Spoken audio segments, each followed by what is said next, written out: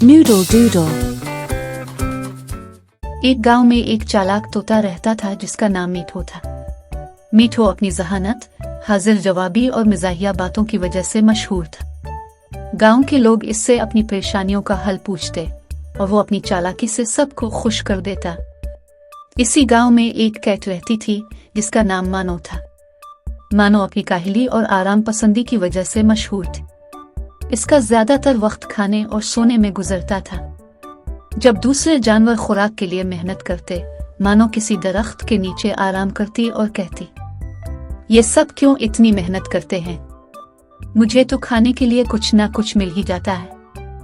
एक दिन मीठो ने मानो को आराम करते देखा और मजाक में कहा, मानो, तुम तो गांव की सबसे ज्यादा काहिल कैट हो, कोई काम क्यों नहीं करती?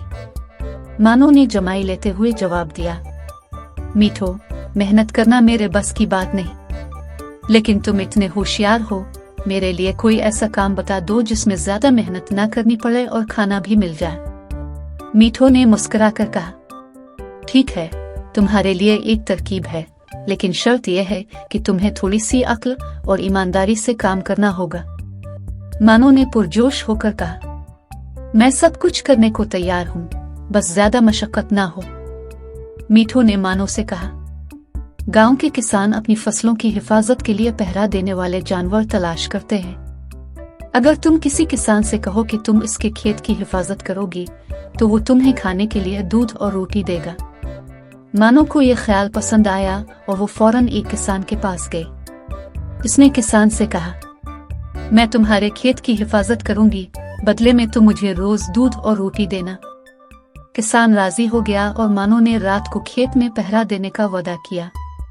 लेकिन जैसे ही रात हुई, मानो ने पहरा देने के बजाय एक कोने में जाकर गहरी नींद ले ली। सुबह जब किसान खेत में आया तो देखा कि चूहे पूरे अनाज को खराब कर चुके हैं। किसान गुस्से से बोला, मानो, तुमने तो पहरा देने के बजाय सोना शुरू कर दिया, अब तुम्हें दूध और रोटी नहीं मिलेगी। मायूस होकर मानो दोबारा मीठो के पास गए और शिकायत की, मीठो, तुम्हारी तरकीब काम नहीं आई। मीठो ने हंसते हुए कहा, तरकीब ठीक थी, लेकिन तुमने अपनी काहली की वजह से काम खराब कर दिया। अगली बार मेहनत से काम करना। मीठो ने कहा, एक और तरकीब है, गांव के मोची के पास जाओ और कहो कि तुम उसकी दुकान की हिफाजत करोगी। अगर तुमने इसकी दुकान चोरों से बचाई, तो वो तुम्हें खाने के लिए दूध और रोटी देगा। मानो फौरन मोची के पास गई और इससे अपनी खिदमत पेश की। मोची ने कहा, ठीक है, लेकिन अगर दुकान में कुछ चोरी हुआ तो तुम्हें जिम्मेदार ठहराया जाएगा। मानो ने वादा किया कि वो दुकान की हिफाजत करेगी। लेकिन जैसे ही रात हुई, मानो ने हिफाजत के बजाय एक कोने में जाकर आराम किया। सुबह मोची ने देखा कि दुकान से एक जूता गायब है। मायूस होकर मानो दोबारा मीठो के पास गई और कहा, मीठो, ये तरकीब भी नाकाम हो गई। मीठो ने सोचा कि अब मानो को सबक सिखाना जरूरी है। उसने कहा, एक आखिरी तरकीब है, गांव के चौधरी के मुर्गी खाने में जाकर पहरा दो, वहां तुम्हें खाने के लिए अंडे और दूध मिलेगा।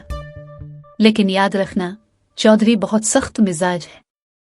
मानो ने यह तरकीब फौरन मान ली और मुर्गी खाने में पहरा देने गई। लेकिन पहली ही रात उसने सोचा कि अगर एक मुर्गी खा ले तो कोई मसला नहीं होगा। जैसे ही मानो ने मुर्गी पकड़ी, चौधरी जाग गया और जोर से चलाया। चौधरी के नौकरों ने मानो को पकड़ लिया और उसे डांट पिलाकर गांव से निकाल दिया। मानो शर्मिंदा होकर मीठो के पास आई और कहा, मीठो, मैं नाकाम हो गई, अब मुझे बताओ कि मैं क्या करूं। मीठो ने हंसते हुए कहा, मानो, दुनिया में सिर्फ चालाकी से काम नहीं चलता। अगर तुमने थोड़ी मेहनत और ईमानदारी दिखाई होती तो तुम्हें कुछ ना कुछ मिल जाता। मानो ने वादा किया कि वो आइंदा काहली छोड़कर मेहनत करेगी और दोनों हंसते हंसते अपने अपने रास्ते चल दिए। पैगाम, ये कहानी हमें सिखाती है कि सिर्फ चालाकी या काहली से कामयाबी नहीं मिलती। कामयाबी के लिए मेहनत, ईमानदारी और चालाकी का इम्तिजाज जरूरी है।